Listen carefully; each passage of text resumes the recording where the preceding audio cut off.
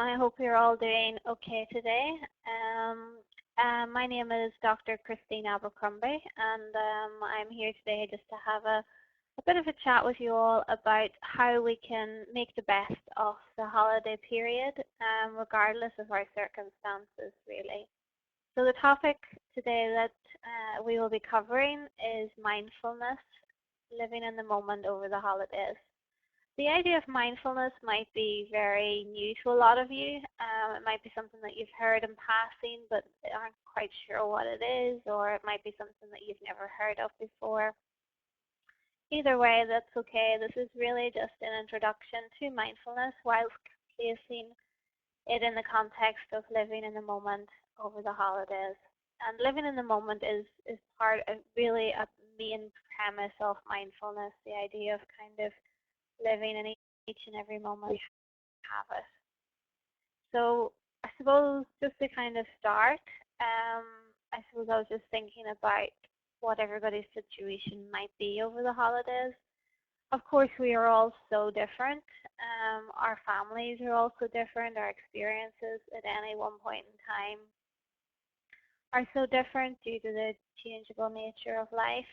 So it may be that this year you are looking forward to Christmas, you're catching up with family and have a lot to be thankful for, but also as Christmas can be, maybe very stressful and busy and frantic and very little time sometimes to actually take a little bit of a step back and think, well, what do I need over these holidays to help me not only cope with the holidays and the stress that might come with it, but also make the most of the good times as well. And of course, there's other situations where we might be spending time with family, but there may be a lot of difficulties going on, maybe, interpersonal difficulties. We all, as families, can tend to grate on each other more so than, I suppose, anybody in life. So there's always those kind of situations going on over the holiday period as well. And of course, there are a lot of people who may be going through a lot of pain and suffering this year.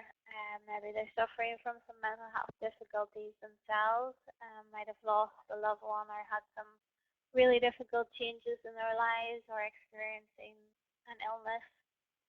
Or something's happened within their family to make this year particularly difficult. Sometimes it's that we've lost people in the past and Christmas can bring up a lot of that again, or we've lost people around Christmas time, which can also make it difficult. And of course, it's also important to realize that not everybody does have someone to spend time with on Christmas Day and over the New Year. And again, that can be a variety of reasons, and some people might actually even choose to be on their own.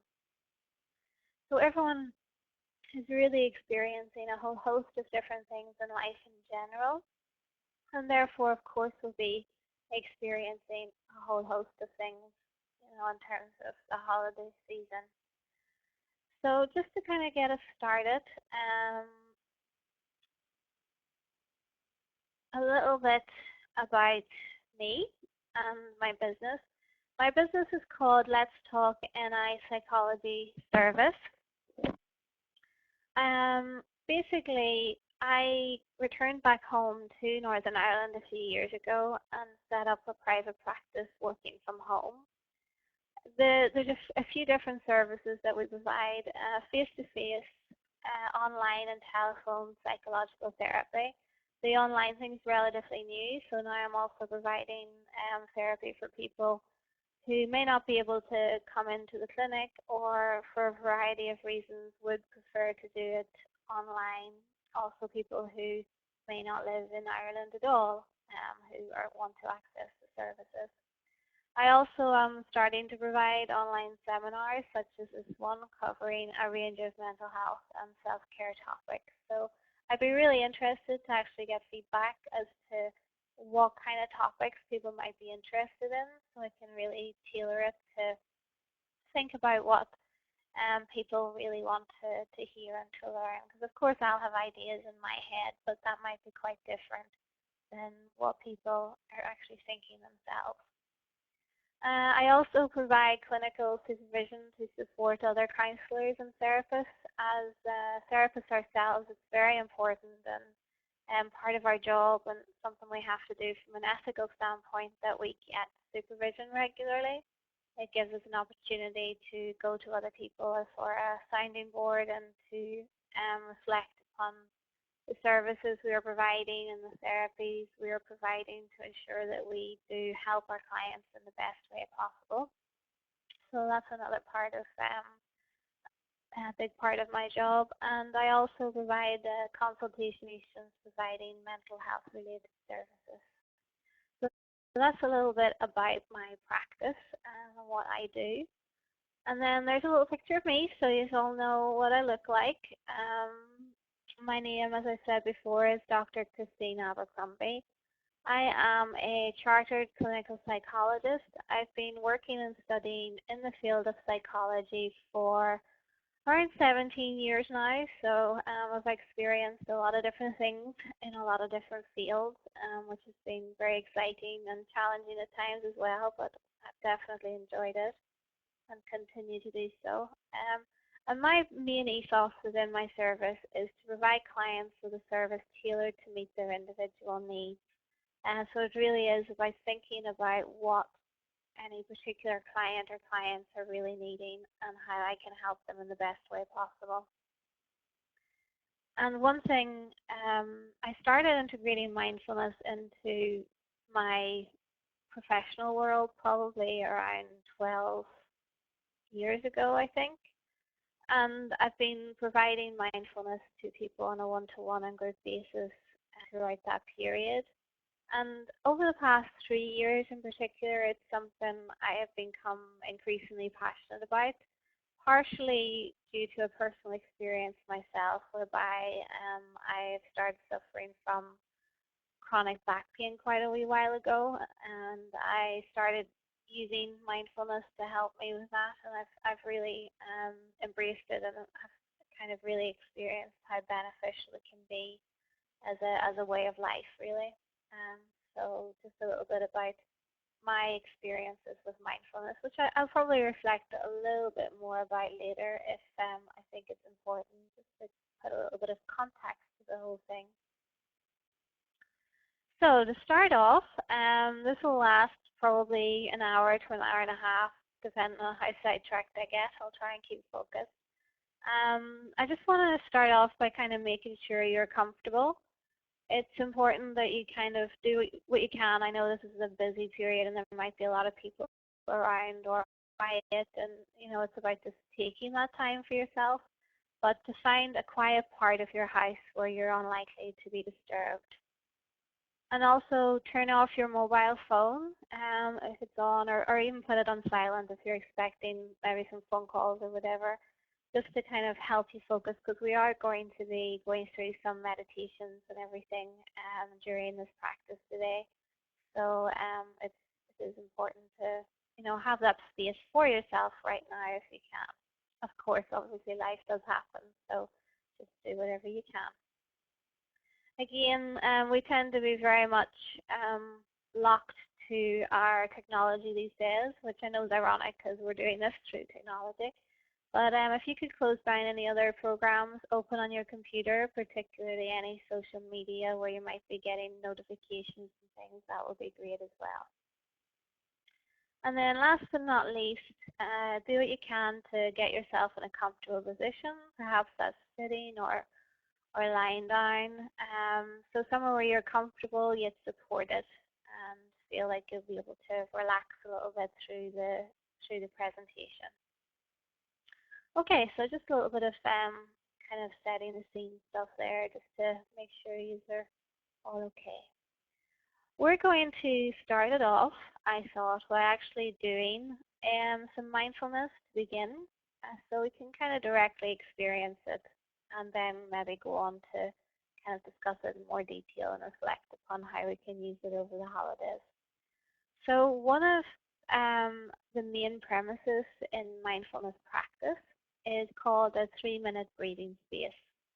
The breath is hugely important within mindfulness. So if you could just do what I said before, and if you could get yourself a little bit comfortable, close your eyes if you feel comfortable to do that. And I'm just going to talk you through a little 3 or 4 minute breathing space exercise. Again, I realize this is probably very new to everyone. So if you need to kind of open your eyes or a time, just do what's best for yourself. So if you could just close your eyes, and I just want you to start focusing on your breath. Unlike maybe some relaxation you might have tried in the past, it's not that I want you to change your breath or do anything any different with it. I just want you to notice it. Notice your breath breathing in and breathing out. And just observe what it feels like. Not trying to change it or make it any different, but just letting it be how it is at this time.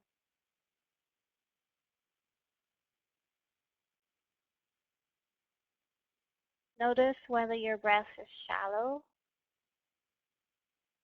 or if they're deep. Whether you're breathing through your nose or your mouth. And just notice what it feels like.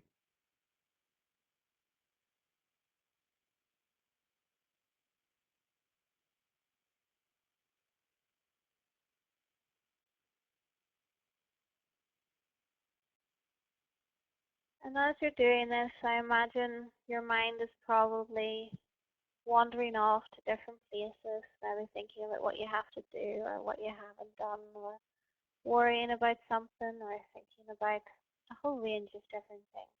And that's okay. But what I would like you to do is just notice that when it happens. Notice when your mind wanders to a thought. Just note and observe that thought. And then when you're ready, just let it go and bring your attention back to your breath. Breathing in and out. And again, when your mind wanders again, just observe it. Notice what's happening.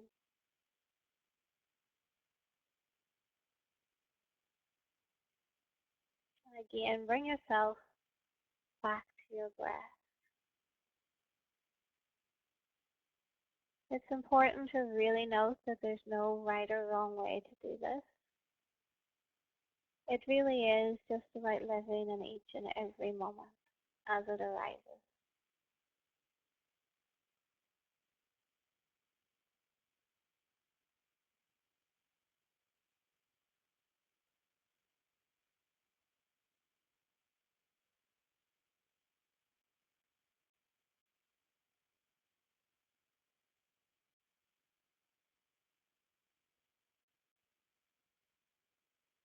Notice how your body feels when you're breathing.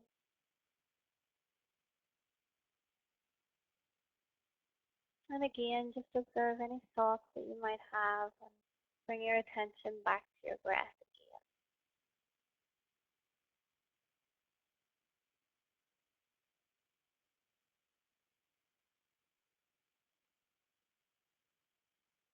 Just in this moment. There's nothing else you have to do or go to do. Just lie here and focus on your breath.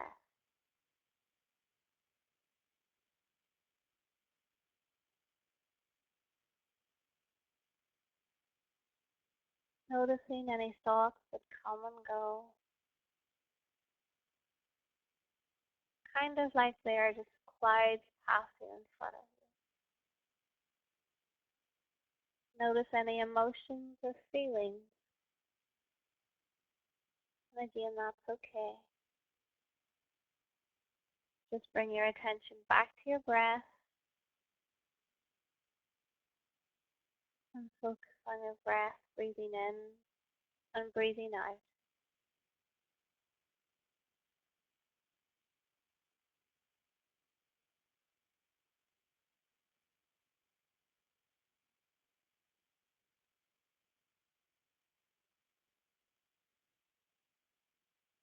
Remember, there is no right or wrong way.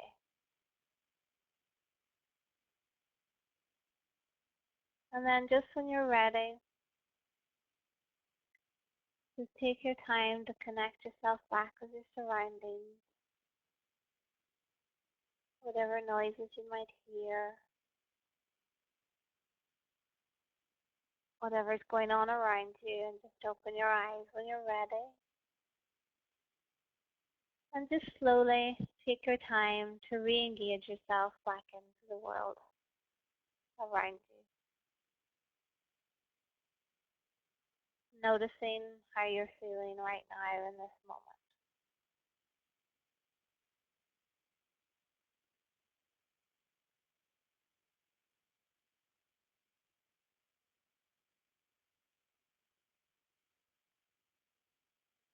The one thing that is really great about kind of idea of breathing within mindfulness or any kind of meditation is it is the one thing that is constant. As long as we are alive, we will breathe every time.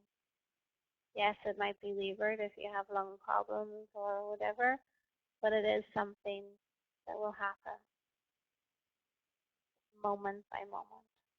So it's a really good thing to use as an anchor to bring you back into the present. So that's just a little introduction, kind of a practical one rather than going straight away into some of the more theoretical stuff. So next, what exactly is mindfulness?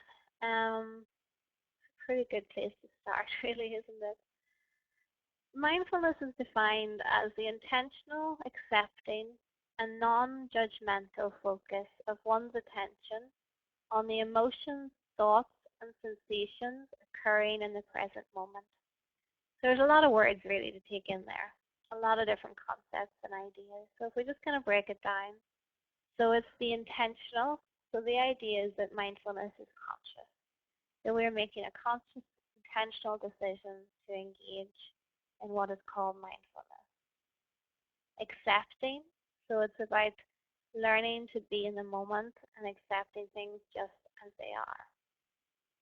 Non-judgmental, and that's a really important part of all of this because it's about realizing that when you're practicing mindfulness or trying to live in a mindful way at some point in your day, that it isn't about getting it right or wrong or judging what you're thinking or feeling during that time. It's about really kind of coming at it from a viewpoint of being non-judgmental. And then focusing one's attention on the emotions, thoughts, and sensations occurring in the present moment. So it really is about living in the present moment. If we think about all of our senses, so our smell, our sight, our taste, our touch, our hearing, as well as all the internal processes that go on within our mind, the emotions and thoughts that we feel and the sensations in our body, there's just so much change in all of that throughout the day. So it's about really trying to, when we can, bring ourselves back to the moment so that we can truly experience life as it is at that time.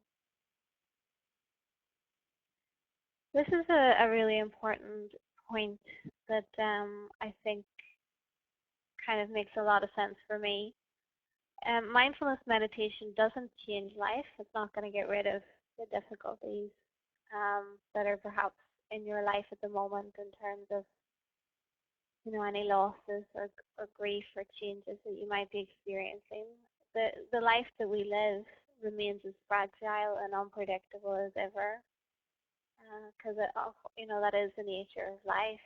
It is unpredictable in good and bad ways. Change can occur at any time. Meditation changes the heart's capacity to accept life as it is. So it's really about teaching us how to accept life as it is, which is a huge challenge. Um, it's a huge challenge, and it's not an easy one to achieve. And it does take some practice and kind of engaging in that. The one thing about mindfulness is even if you don't, really engage in it from a full perspective, you can still use it to help yourself to, become more resilient at different points in your day and your life.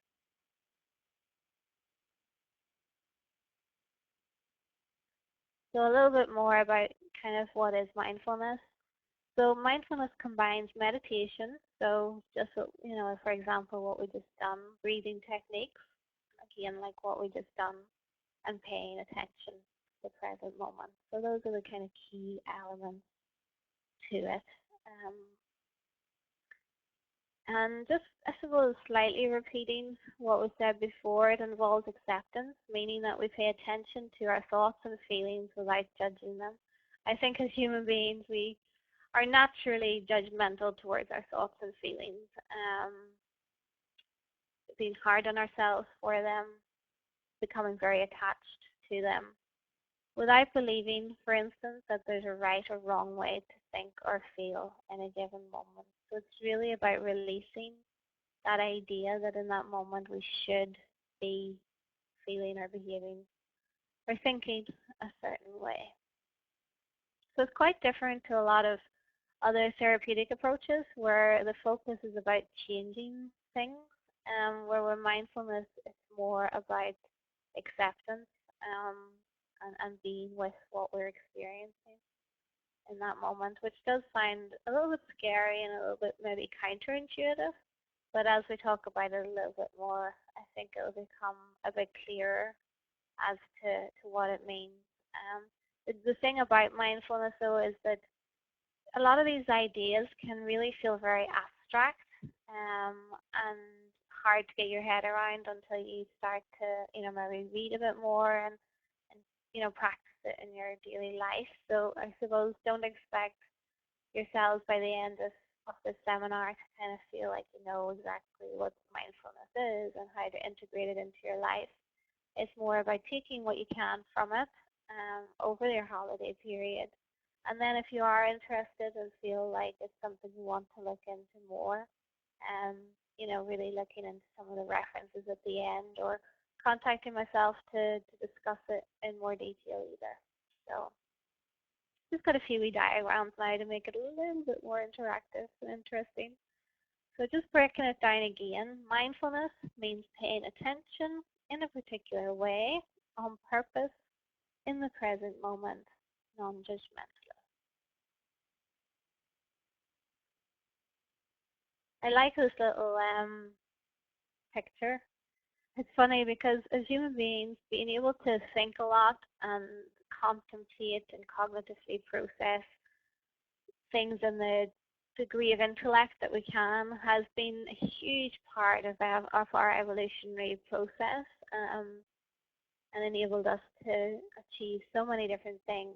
But the thing is that in the process along the way, sometimes we've lost some of the instinctive nature of actually being in the moment and living in the moment and enjoying the things that we can enjoy when things are good, and staying with feelings that we have when perhaps we are feeling more, having more suffering or struggling somewhat.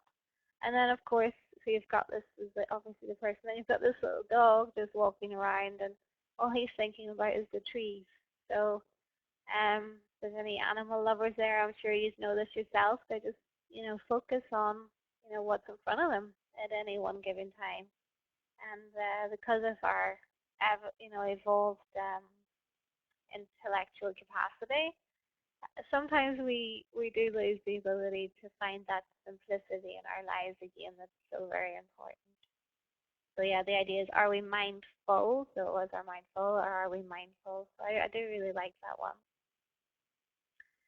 And then the other idea really inherent, not only in mindfulness, but in a lot of the therapeutic approaches, if not all, that we use in life, and in clinical psychology, is the idea that thoughts are not facts, even though they tell you they are. When we have a thought, it's like it takes us over.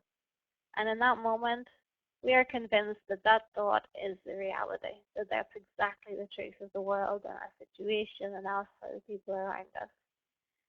But actually, all it is a thought, So the most of the time, we don't know if they're actually facts, yet we hold on to them with such intensity that, yeah, we just believe that they are, particularly when they're encapsulated in fear or sadness or worry or insecurities. So in this little picture, you see somebody sitting there in a slight meditative pose, and the little cloud thought thing says, you sit there with your eyes closed and sighs. And then she says, your point. And then the cloud, is that any way to treat your mother? So that's the kind of internal voice. And then she says, you're not my mother, you're a thought, a memory. And then again the thought, this is what I get after all I've done for you. So when this lady was meditating, she had an internal process of an old pattern in her mind where perhaps she's been told you're sitting there not doing anything, and thinking, oh, maybe I should do something or I shouldn't be doing this. But then she was able to take a step back from that thought rather than get caught up in it and let it spiral into wherever else it might go, maybe make her get up and stop meditating and think that she should go and wash the dishes or get something ready or do something from someone. And she's able to stop and go, you're not my mother, you're just a thought, a memory, and separate herself from the thought that she was having. So it's a really nice little diagram. Another little analogy, quicksand analogy. Pain demands to be felt. I was actually watching that movie, I don't know if anyone has seen it, called The Fault in Our Stars, the other night again. And I don't know if anyone's seen it, but it's about two kids with kind of teenagers with cancer.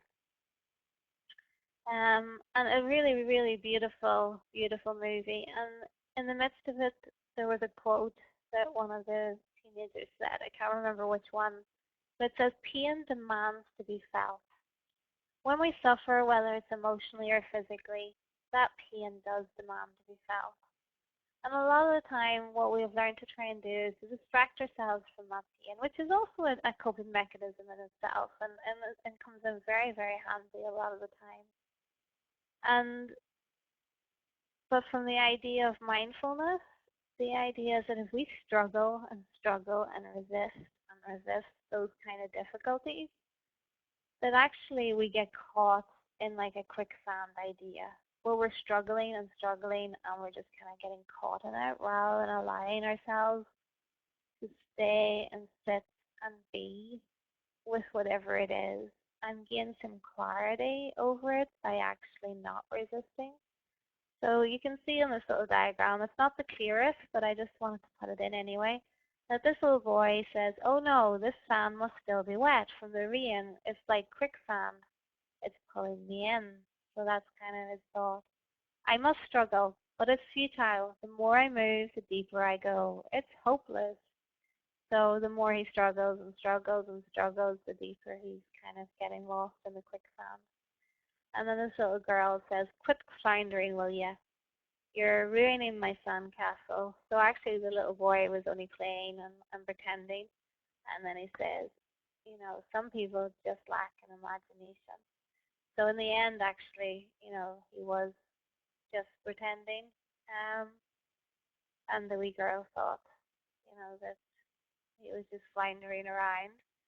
But the idea, so to go back to, is this idea of struggling. It's futile sometimes. Sometimes it works. Sometimes we can resist and go off and do something else. But generally, at some point, it will come back again, as much as we wish that it won't. Sometimes it doesn't, and distraction can be a really good tool.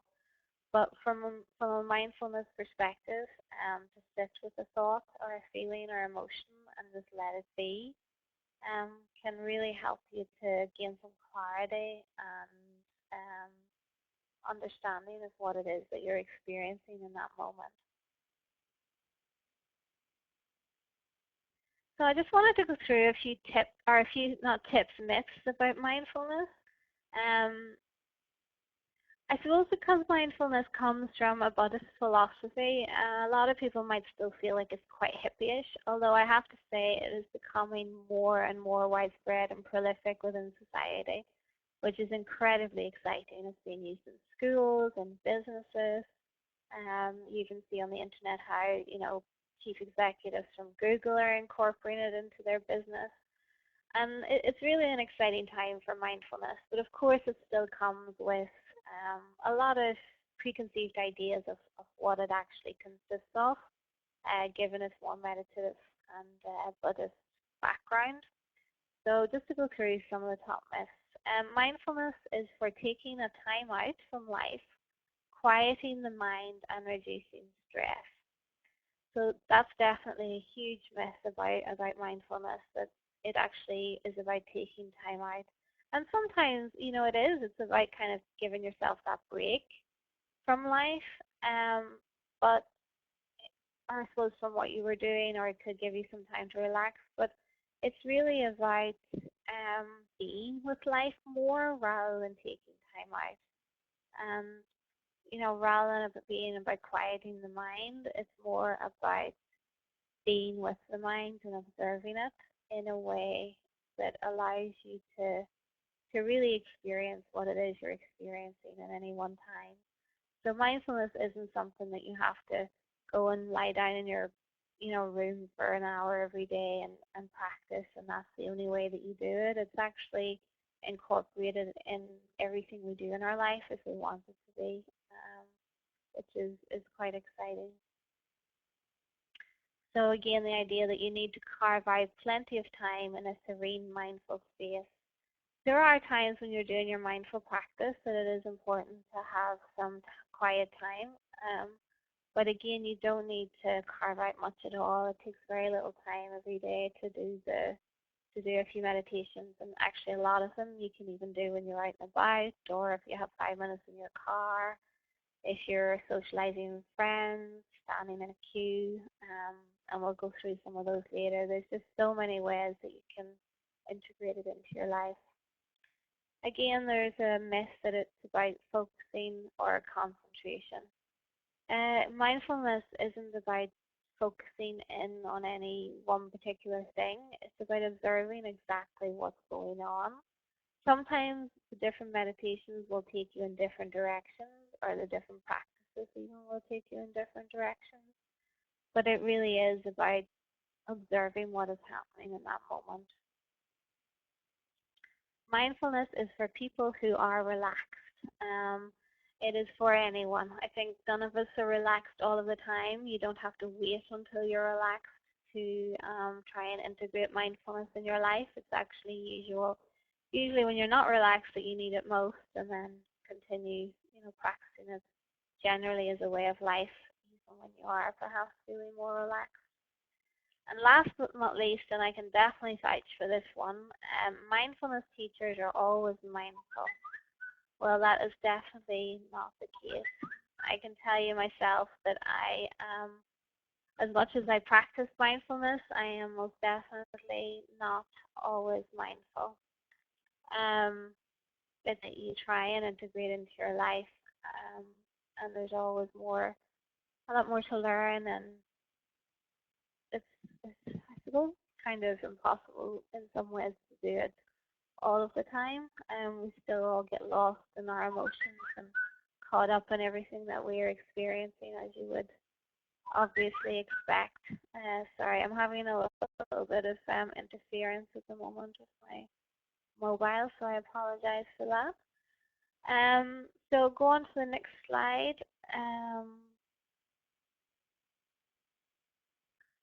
Yeah, I just thought now it would be a little bit nice time just to take a few minutes to reflect upon, some of what we've just kind of went through. I think I'm just gonna, be quiet for a few minutes and stop talking, and give yourself a little bit of time just to think about the meditation that we did at the beginning, what that felt like.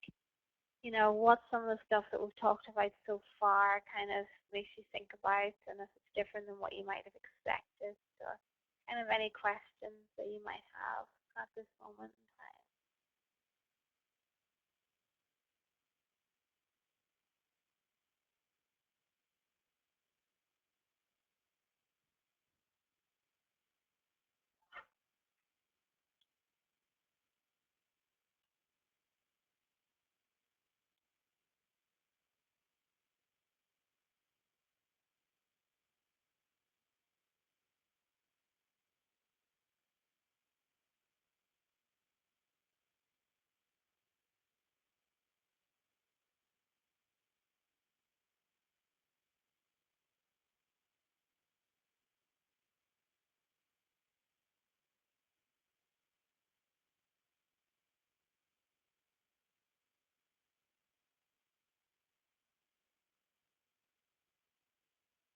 Okay, well, I hope everyone's doing alright and is enjoying it so far. I want to apologize again for my phone going off. I advise you guys to put it on silent and didn't myself. But in the idea of being mindful, I will not judge what has just happened and just realize that you know we all make mistakes and that it's actually okay that that happened as well. So next bit. So what is cluttering your mind this holiday? I've got a little picture of a very kind of messy house as we will all have, I imagine. And yeah, even whenever I look at that slide, it really does, make you feel cluttered. And that is what our brains are like all of the time. We have thoughts per millisecond. They're just constant and changing and feelings. What are we going to have to do? What have we not done? What's somebody going to think of me? Am I going to be able to do this? How is this person feeling? Um, just a huge amount of stuff generally. Um, you know, reflecting about the past, feeling connected with difficult emotions that you might have had, missing people, so many different things that constantly go through our mind in any moment, um, thinking about the future and thinking about the past mostly, really, what we have to do and what has happened. Um, worrying about lots of different things as well as being excited about a lot of different things. But again, a lot of the time we are lost thinking about, what it is that we have to do. And especially around this time of year, and it can be very difficult to bring ourselves kind of back into the moment. So if we just go through the idea of the mindfulness bell, which is a really nice idea, because we can't all of a sudden, or even if you're practicing mindfulness for a long time, you can't be mindful. It's very difficult to be mindful all the time. So one way to think about it is to actually kind of like give yourself a mindfulness bell. So maybe just a few times a day, just think about the mindfulness bell and think, okay, what is it that I could be doing? How can I be more mindful about what I am doing right now? And it doesn't matter what you're doing, how you're feeling, none of those things. It's about how can you live in the moment in that time. So here's a few examples. Perhaps you decided to brave the weather and go out for a nice walk, either on your own or with a family member. So sometimes you can use the mindfulness bell to just ask yourself, how can I be more mindful in this moment? It might be about noticing the beauty around you, noticing what your body feels like, if you're cold, whether when you breathe you get that cold fog through the cold outside. Um, Notice any thoughts that you're going through your mind, any emotions. So again, it's not about anything being right or wrong in any way, just about living in the moment in that second and noticing what is going on around you. And we're actually going to go into this in a little bit more detail in a little while. Of course, around this time of year, between Christmas and New Year, spend a lot of time sometimes in queues, waiting and picking things up and doing things and doing errands, or maybe another, quite mundane activity. So again, it's about, well, using your mindfulness bell during any of those activities to just think, how can I be more mindful right this second? So maybe it is just about focusing on your breath or just tuning in to how you're feeling in that moment and just noting it and letting it go. Not that you have to change anything of what you're doing or feeling, but just recognizing it for what it is at that moment in time. And of course, it's a great time for eating. I know I love eating. I love my food. But a lot of the time, we really don't take the time to enjoy what we're eating. Um, I know I tend to scoff my food too quickly a lot of the time. And again, we're going to do a wee meditation in a moment for this. And it is just really about focusing and really enjoying or tasting what it is that you're eating, even if it's a Brussels sprout and you don't really want to eat it. Really just kind of coming to life with that kind of level of curiosity.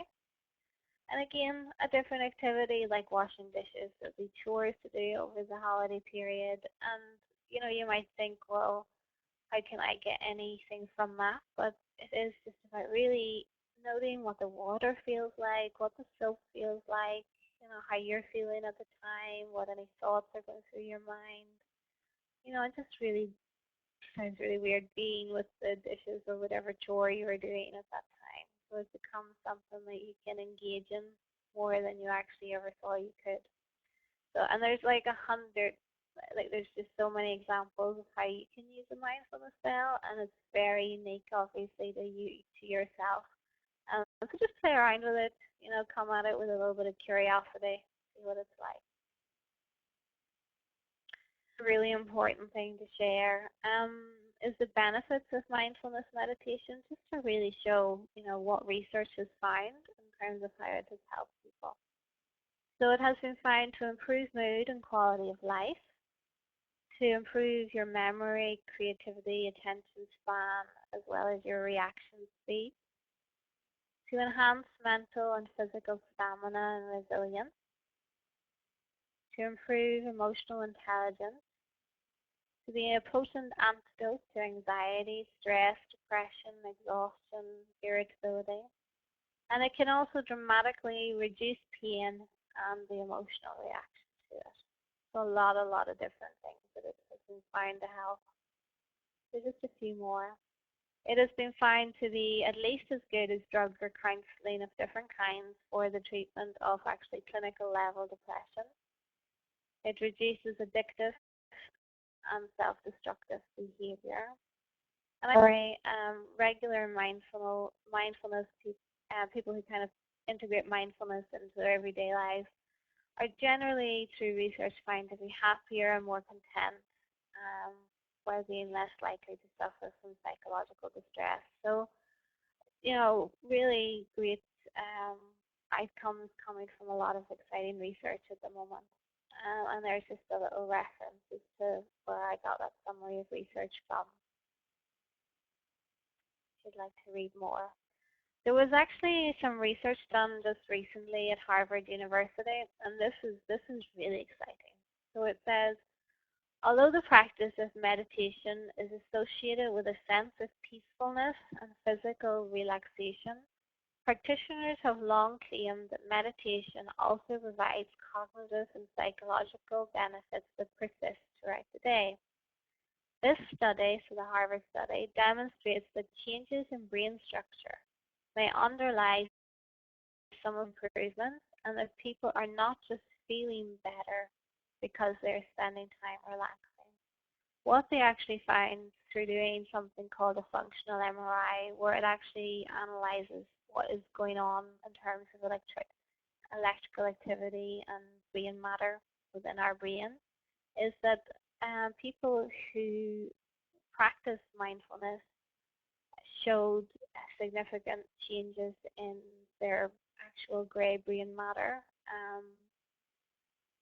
following practicing mindfulness for a period of time. And that's hugely exciting to show that it actually isn't just that it's making us feel better at a more cellular level, but it goes a lot deeper than that, and it can actually change um, things that are happening in our brain. So maybe it's the geek in me, but it's pretty exciting stuff whenever you get to that level. So I think it's probably around time to take a break. I'm not quite sure how long. I think we've been on around half an hour so far already. So I put this little picture up of this little putty cat because I don't know, cats. I've got two cats myself, and I think cats are probably the most amazing creatures that live in the moment. It's like food, eat, sleep, play, get cozy, get cuddles, really just take it easy and take it moment by moment. So yeah, I just thought that would be nice to put in there. So if you just take maybe a 10-15 minute break, and we'll come back and continue things then. I did want to ask you to do a little something or to get a little something whenever you go on your break. Like I said, we're going to do some more mindfulness practices. So to make things a little bit more interesting, I thought we could start off by doing chocolate meditation. And if you don't have any chocolate in the house or if you don't eat chocolate for whatever reason, it doesn't have to be chocolate. It can be any type of food, something, that doesn't even have to be something that you enjoy, but just something that you could use to taste and to use for this meditation practice. So maybe a piece of fruit or um, even something savory, whatever it is that you feel like you would like to um, become more connected to and in touch with kind of what it might be like to use some of those principles to experience eating. So I will see you all back here in around 10 minutes. So enjoy and take a nice cup and a bit of a stretch. Okay.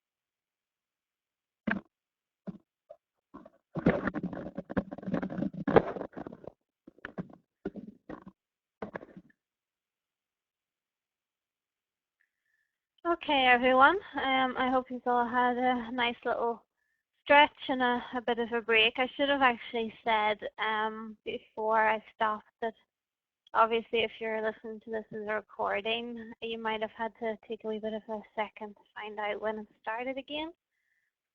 So I apologize for that. Sorry, I'm just a little bit out of breath there. um, so the chocolate meditation, I actually had a little bit of chocolate when I was away and did a little bit of this myself. As I'm not obviously going to be able to do it now with you guys because I'm talking. So I hope you have got whatever you have chosen at hand, whether it's some nice chocolate or something else that you may like to eat, or something completely different again that you might not like to eat.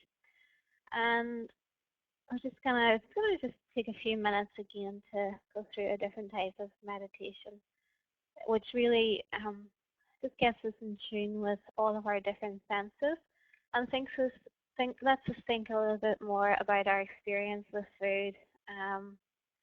And we do generally have a tendency to rush what we're eating and not really take it in, but of course over the Christmas period and we're even more likely to eat and drink and end up too full and not really fully perhaps be with the food that we're eating and enjoy it for what it is and experience the whole range of, aromas and flavors and textures and everything that we can. So I'm just gonna go through it as if you've got chocolate, but if it's not, just adapt it whatever way you need. So I just want you to take whatever bit of chocolate you have, and first of all, I just want you to take a look at it. This is gonna feel a little strange, so don't worry. And just observe it for what it is, and kind of look at what color it is and the texture, that kind of thing. Whether it's smooth or there's any kind of ripples to it. And also then just kind of notice what it feels like in your hand. It might even have started melting a little bit, and this is perfectly fine. Just kind of be with that experience and notice what it feels like. And then you might want to actually, smell the chocolate. This actually can be quite surreal because sometimes we don't really smell our food the way that you would if you kind of bring it up to your nose. So I just want you to smell it and just kind of observe it and notice, the smells that you're getting. Does it smell like you might expect it to smell? Does it smell slightly different, perhaps sweeter, or what is it that you notice when you kind of take in the aroma that's coming from the chocolate that you have? Take a second there. And once you have done that, yes, it's time eventually to eat the chocolate. Just put it in your mouth. I don't want you to chew it or anything else. I just want you to, put it on your tongue and close your mouth. And just notice what it feels like on your tongue. Probably starting to melt a little and you're feeling, getting to taste the various different flavors that are going on in it.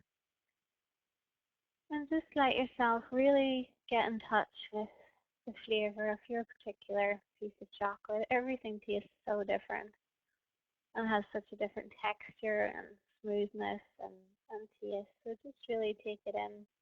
Is it how you normally experience that particular food or piece of chocolate? Does it seem different because you're kind of tuning into it more and eating it more slowly?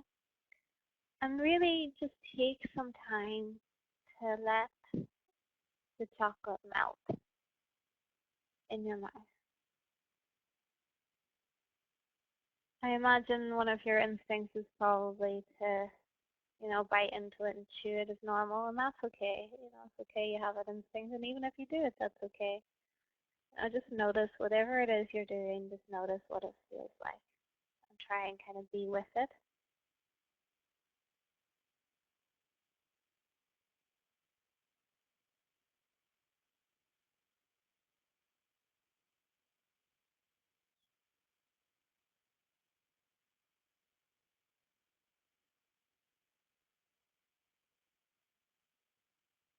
Really try and get in touch with the flavors that you're tasting. One of the things that always jumps out for me when I do this is how much sweeter the chocolate tastes. You can really kind of feel the sugar in it.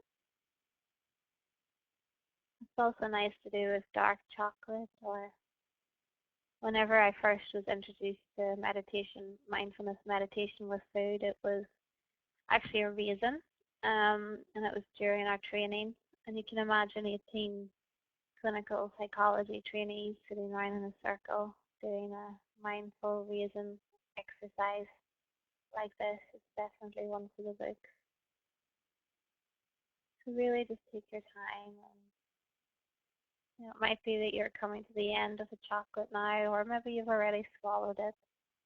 Just see if there's any kind of flavors left in your mouth, or kind of how you feel after you've had it, and what kind of reflections it's making you have with regards to how this experience might be similar or different than your general kind of everyday experience with food.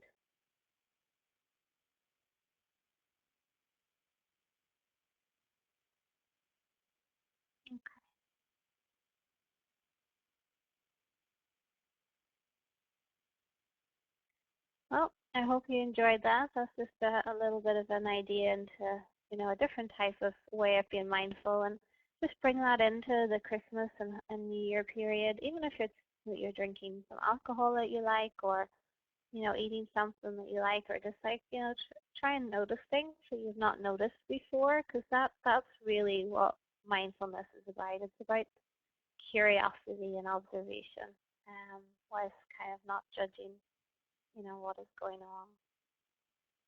Okay, so if we go on to the next slide,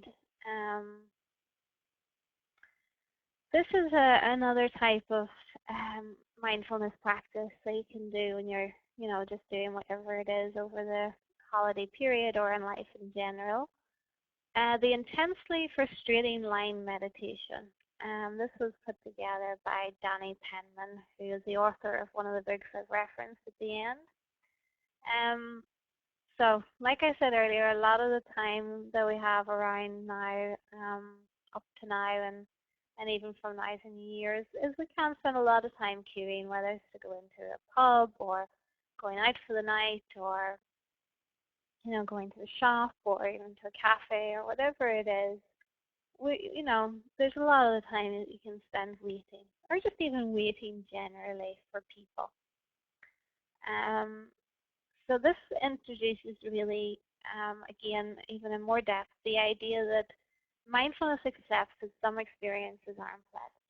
So mindfulness isn't about being with really nice, lovely, chocolatey experiences, but it's also about learning to be with the experiences that are, less pleasant, or more dull, or even downright horrible at times.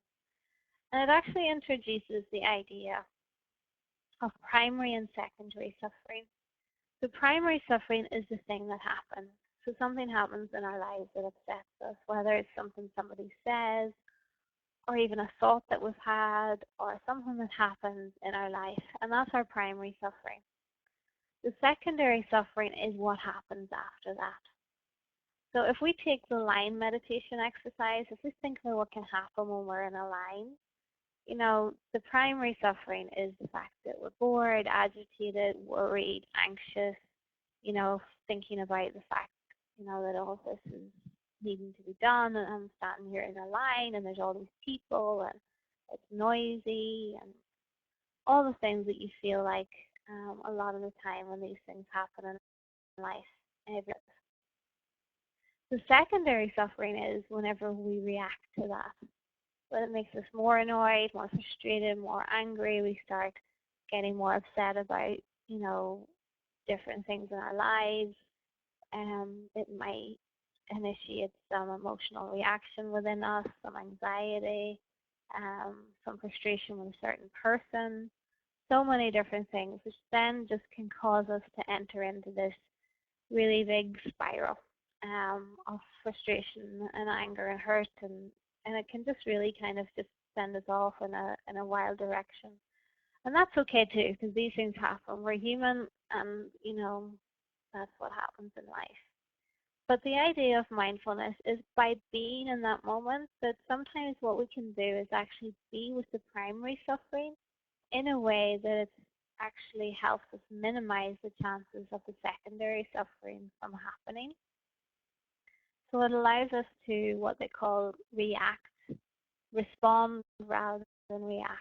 So it allows us to consciously actually respond to the situation, that rather than kind of subconsciously just react and go off into like a deeper stage of um, frustration or emotional turmoil of some kind.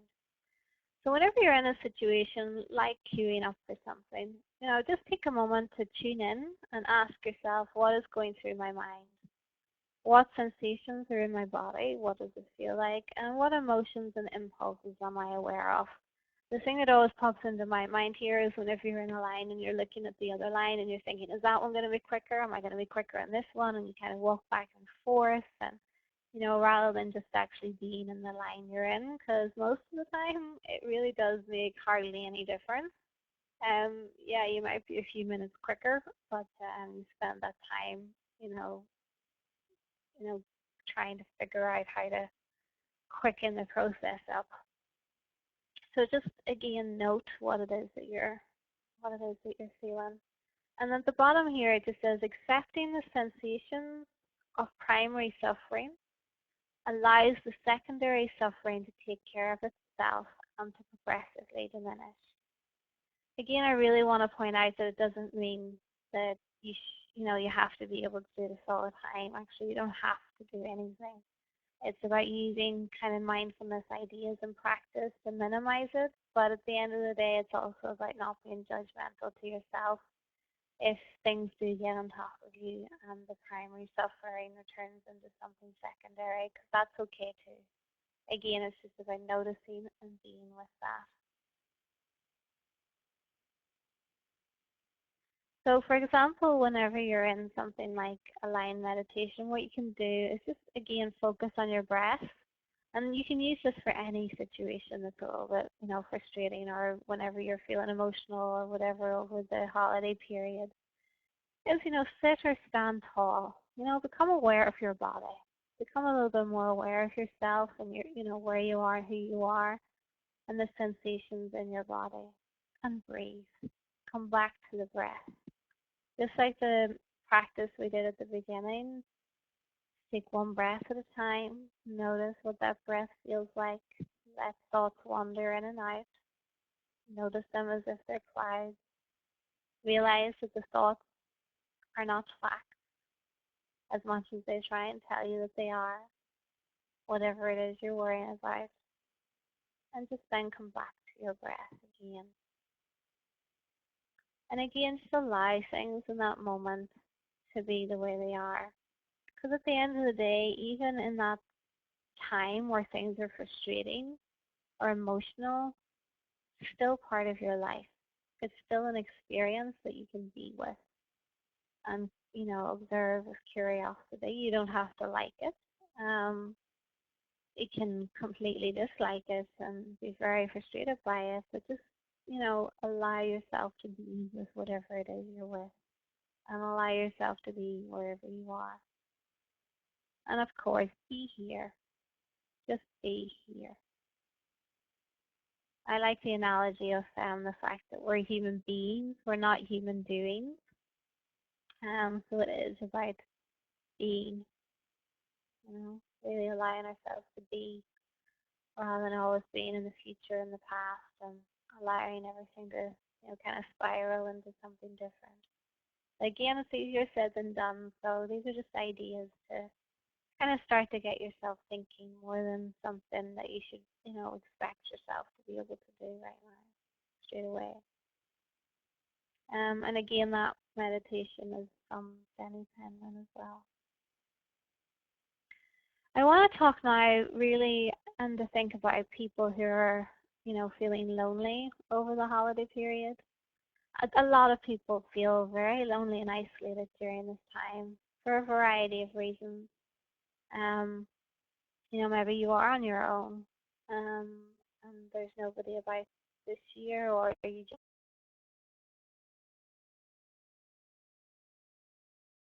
maybe your husband, your wife, a child, your mom, your dad, maybe you even lost them a couple of years ago, but grief takes a long time and we miss people. And even if we're surrounded by lots of people, we can still feel isolated and lonely. And it's about really thinking about how can we ease the pain of isolation and loneliness during the holidays. Like I said before, I have a chronic back pain, which is one of the reasons I practice mindfulness. So during the holidays, I know I'm not going to be able to do everything that everybody else is able to do, and sometimes I might be left resting while people go out, or I'll hear them in another room, chatting and laughing and all those kind of things. So I've tried to use mindfulness to kind of help me live in that moment. And this lady called Toni Bernard has been a huge inspiration of mine. She's actually got chronic fatigue syndrome and has written a couple of books, which I actually haven't referenced here, but I will send the links of them. One of them's called How to Be Sick, and the other one's called How to Wake Up, I think. So this is a little something that I got off her blog that she writes for Psychology Today. So she talks about 3 simple practices that can help you feel less alone during the holidays. The first and hugely important one is compassion for yourself. I have really been struck through the past nearly 20 years of my work as a psychologist of how lacking in compassionate we generally are as human beings towards ourselves. And this is me included. We have a huge tendency to beat ourselves up, to think that if we're feeling a certain way that we shouldn't be, to think that we should have to be stronger, so many different things where we're so hard on ourselves. So it really is about, look towards the situation that you're in and loving yourself, and actually kind of recognizing and allowing yourself to feel what you're feeling. One of the things that Toni actually talks about a lot is whenever she's feeling, a certain loneliness or pain or suffering, is to kind of say hello to it. So like, I know you're here. I know you're suffering, and I'm going to look after you right now. One of the things that I always find helpful and that I've shared with a lot of my clients is that whenever you're in this kind of situation where you're struggling in some way, is to ask yourself, what do I need? So if you're feeling isolated during the holidays, whether it is that you're on your own or you're surrounded by some people but still feel very isolated and lonely, ask yourself, what do I need? What do I need? Not what do you want or what do you have to do, but what do you need right now in order to, to help yourself, to be with yourself. And then another part that she talks about is feeling joy for others. This is not always an easy thing to do, but it really actually makes us feel better too. So it isn't just I suppose that idea that there's no such thing as a selfless act, but feeling joy for others actually, even if you're not with somebody and they're going out to do something that you can't do, or if you're on your own but there's other people out there doing different things, is actually, to feel happy for them, to allow yourself to kind of have that shared feeling of collective humanity and the idea that other people are experiencing things that are good for them and that give them joy, and to feel that joy for them as well, and to feel that beauty for the world alongside obviously the compassion for yourself.